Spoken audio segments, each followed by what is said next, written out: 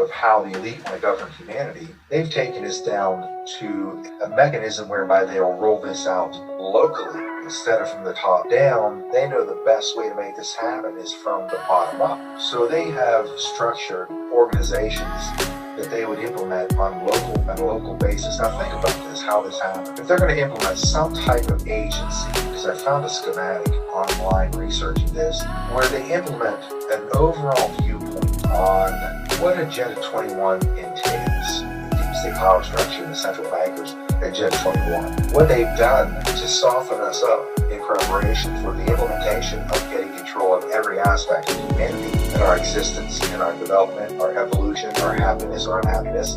War became their primary mechanism to put us in a state where we live in chaos and our minds are psychologically now developed to accept that as normal. War in general, people, is not the natural order of things. For so many years now, have led us to believe that it even comes from the religious order. Man is a sinner, right?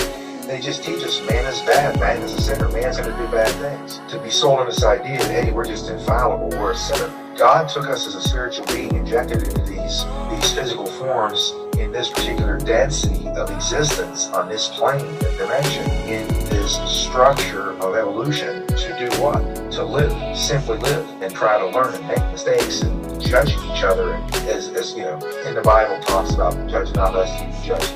Quite honestly, I'm a big proponent of watch and reason. I mean, I got to judge everything. I got to judge somebody's character when I meet them, but when I do business with them. We're always sitting in judgment of somebody, and we're always in judgment of somebody. In terms of judgment, from a spiritual perspective, we just happen to think automatically man is bad because we're told we're a sinner. I don't necessarily consider it being sins to make mistakes. They're just experiences that the God consciousness is experiencing through us. We make mistakes, and when we do make them, and we can feel on some quantum spiritual level that this isn't naturally good for my ascension and it's not good for the outcome on other people or other people's lives. Therefore, move or think or act in an opposite direction. A lot of that became the initial foundation that believing man is bad from that religious order of control.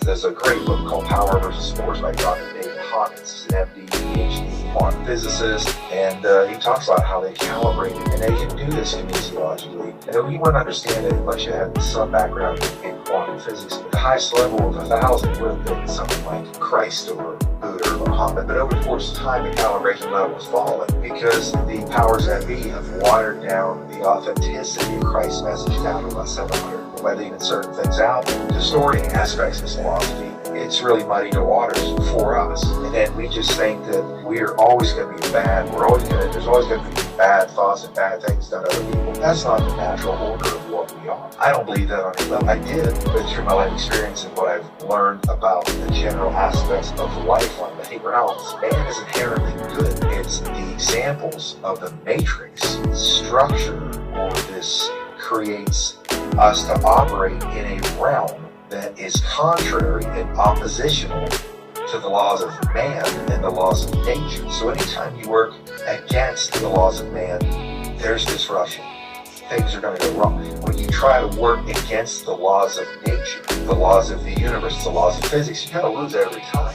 I'm going to defy gravity, so I'm going to jump off a building, I'm going to fly, I'm going to do whatever. I got to preface that with a belief I have on the level of